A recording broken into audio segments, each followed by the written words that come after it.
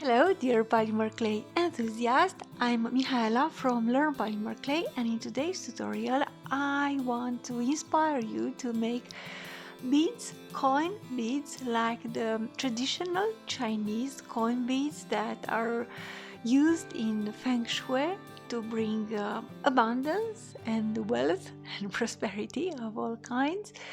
I'm also working with image transfer, which is, in my opinion, a wonderful way to decorate clay beads.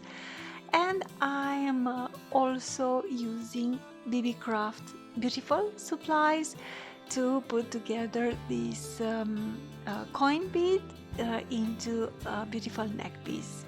So first of all, I downloaded a free image from rawpixel.com, and you'll find the link in the description.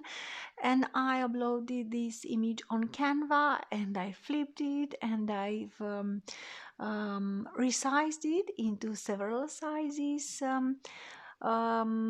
And I printed this resulting image on my laser printer. Then you'll have to flip the image, put it on top of the polymer clay, and the most important part of the image transfer process is um, the rubbing of the image into the polymer clay, and this means you'll have to take the time and rub the image into the clay for 1-2 minutes. And then you can use water and remove the paper fibers. I discovered that the thing that works best for me is, in fact, to soak the image with a lot of water and then gently remove the paper, doing my best not to touch the clay because I don't want to smudge the image. And I know that if I press on the clay, there is a high risk of taking off the transfer.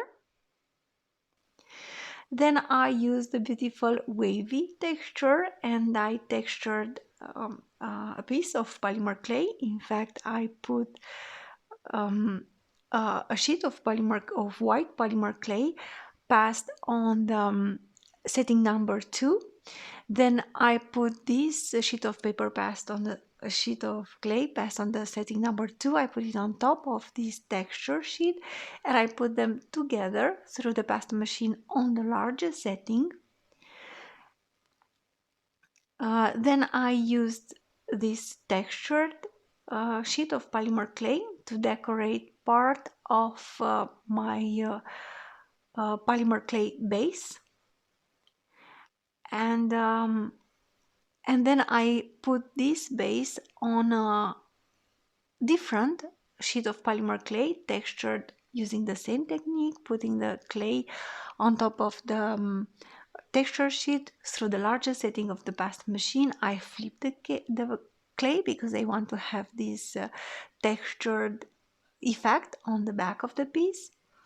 Then you should use parchment paper and gently press all these layers together, and then you'll just have to use a round cutter large enough for the size that you want for your pendant, or if you want to make earrings, you can use flipped images and maybe a smaller size of the image and a smaller size of the cutter as well.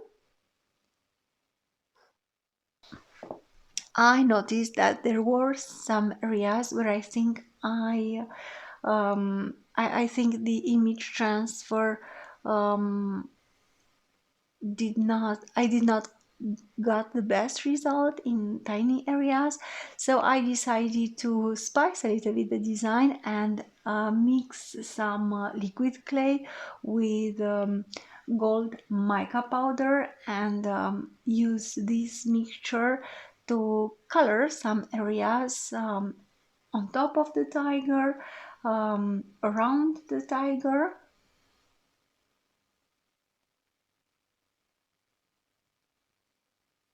And then I used a square little cutter to cut out an opening in the middle of the bead, and I'm using a roller to press this cutter into the clay. Of course, you'll have to use your tools to smooth off the margin of the piece, and also the margin of the cutout area in the middle of the piece.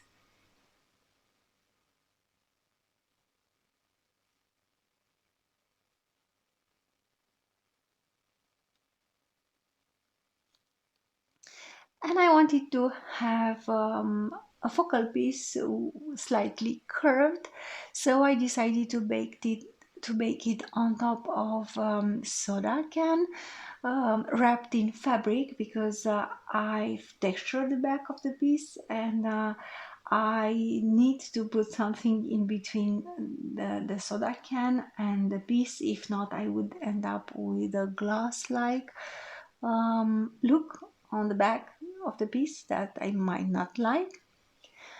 Then I baked the piece for 40 minutes in the preheated oven at the recommended temperature. I tinted the piece with an aluminium disposable pan because I'm working with white polymer clay.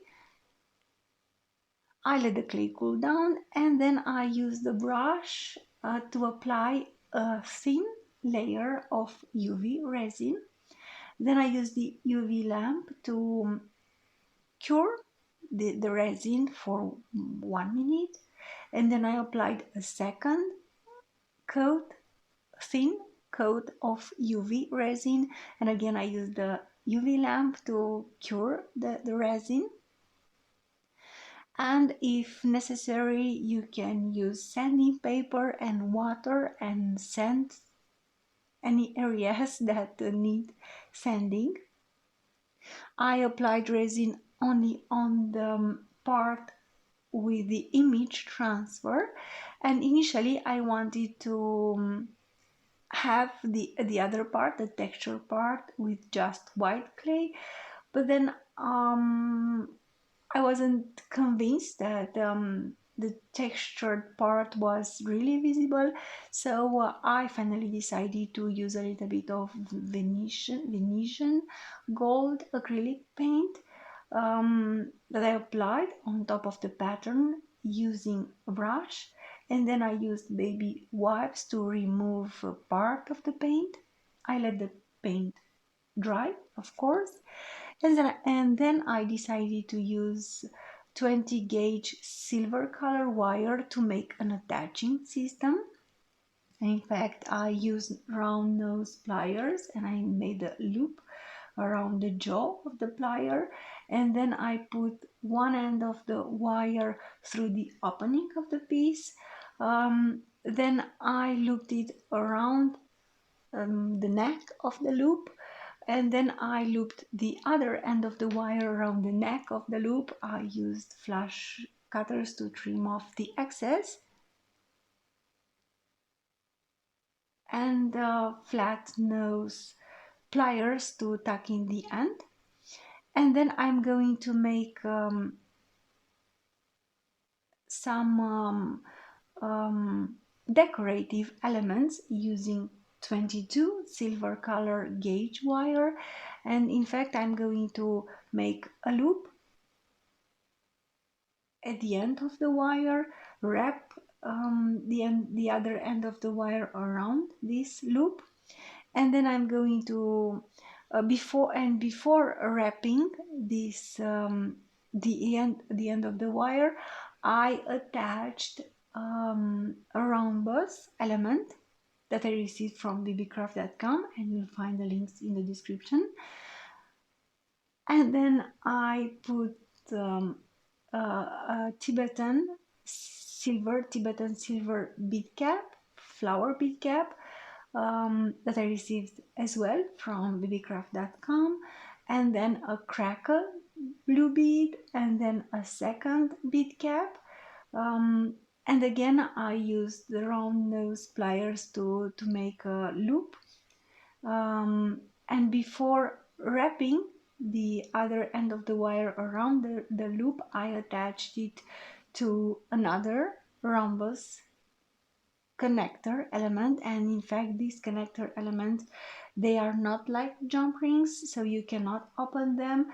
You will have to either use jump rings to attach them or make these um, beads with links. And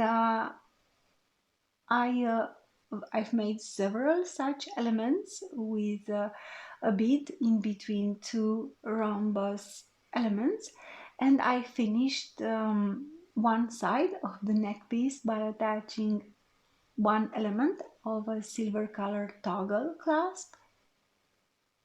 And as you can see, it sits nicely around the neck. It does not um,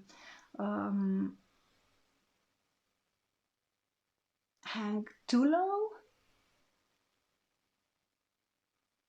And I hope that you like this idea, and I hope that you are inspired to use this idea in your work and anyway to create more using polymer clay. Thank you for watching the tutorial and stay tuned for more inspiration for work with polymer clay.